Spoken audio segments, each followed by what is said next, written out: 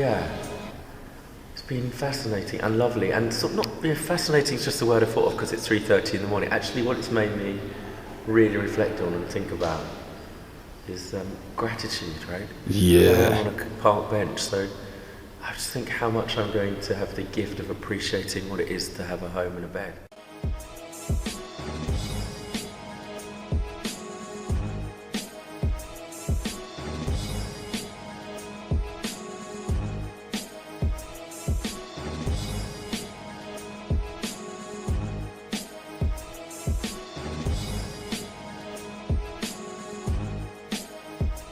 I met Mark, who runs a place here, and ages ago, well, not ages ago, a while ago, and I heard what Robes do. Yeah. I said, right, I'm in, I've got to do this. Yeah.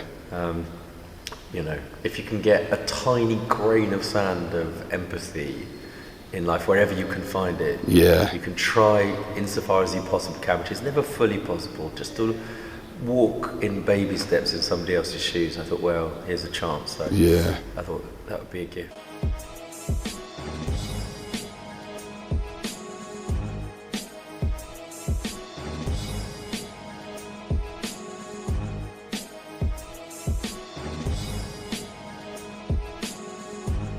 The thing I guess I take for granted most in my life and love the most, apart from family and friends, but those are all connected, is my home. Yeah. And to have spent time along so many people who are unhoused, to understand not just how complex it is, but every person who finds themselves in that situation has a story, has a narrative, has a life, has hope, has possibility, has a future, and the difference between those things is a home. And to know that they're outside and cold, it means that when I have a connection or an encounter with somebody who doesn't have a home, I might just have a tiny iota of essential understanding when they say it's cold, what they mean by that. Yeah. And I always think that's helpful when you're having an authentic conversation to connect with someone. Yeah.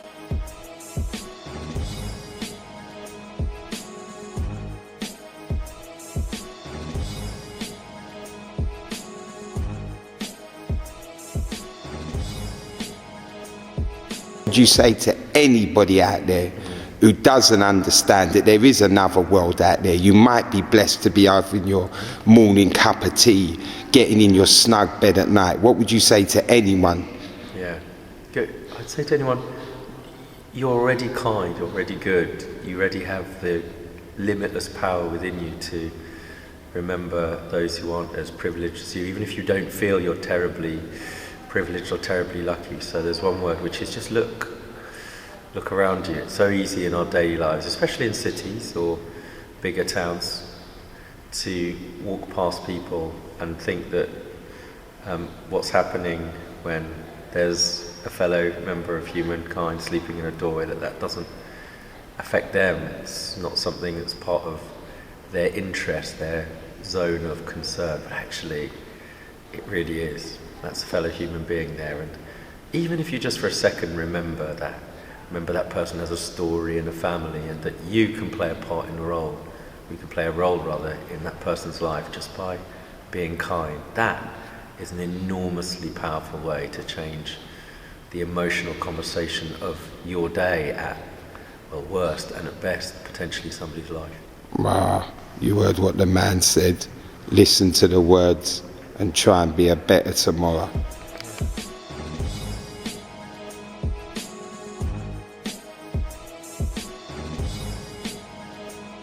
Certain family members and friends I've let stay with me when they've been homeless. Ever occur to you what it must be like if you didn't have a home? We're going to take this 12-hour journey, get a little taste of what it's really like to be out here on the streets. For those that are living it, and let's hope it can change our mind states. Just think how much I'm going to have the gift of appreciating what it is to have a home and a bed.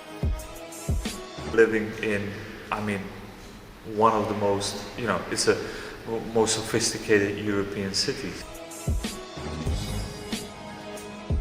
Night's done, 6:30 in the morning, you've done it. You hit the old nail on the head. How you feel after that night? Definitely gratitude.